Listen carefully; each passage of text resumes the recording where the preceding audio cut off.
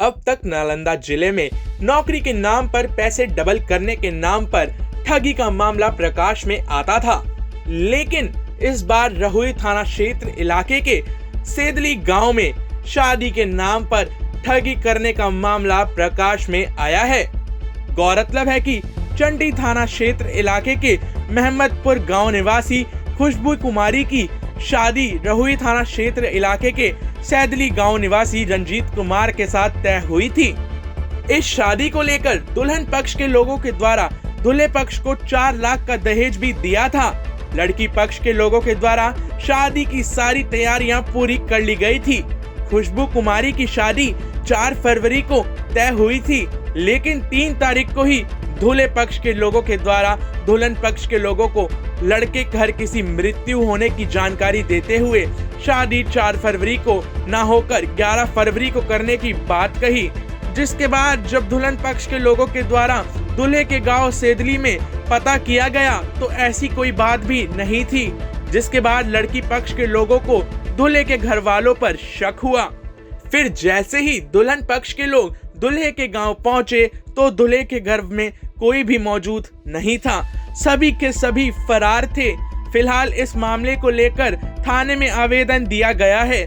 Police मामले की जांच में जुटी है। शादी का विधि व्यवस्था सब कुछ हो गया सर, तैयारी हम लोग शादी में थे। 3 तारीख का वो व्यक्ति हमें यहाँ फ़ोन किया, कहा कि हमको यहाँ कोई परिवार का घटना घट गया है, इसीलिए हमने 11 तारीख का शादी करेंगे।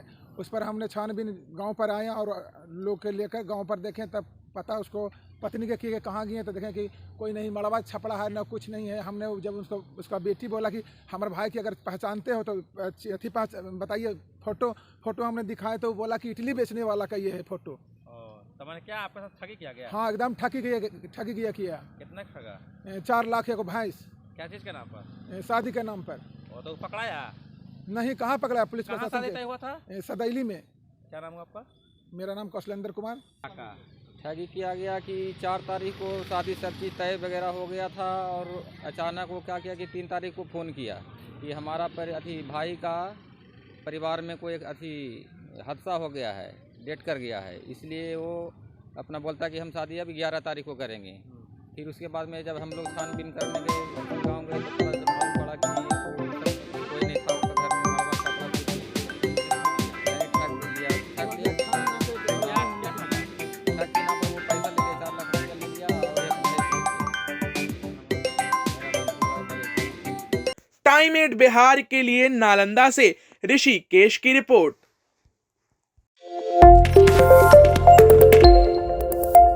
अब तक नालंदा जिले में नौकरी के नाम पर पैसे डबल करने के नाम पर ठगी का मामला प्रकाश में आता था, लेकिन इस बार रहुई थाना क्षेत्र इलाके के सेदली गांव में शादी के नाम पर ठगी करने का मामला प्रकाश में आया है।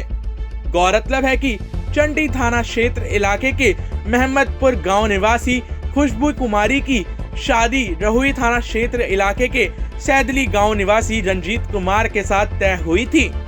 इस शादी को लेकर दुल्हन पक्ष के लोगों के द्वारा दूल्हे पक्ष को 4 लाख का दहेज भी दिया था। लड़की पक्ष के लोगों के द्वारा शादी की सारी तैयारियां पूरी कर ली गई थी।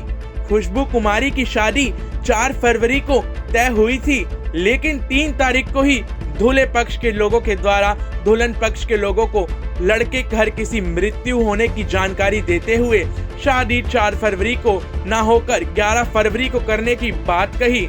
जिसके बाद जब दुल्हन पक्ष के लोगों के द्वारा दूल्हे के गांव सेदली में पता किया गया तो ऐसी कोई बात भी नहीं थी।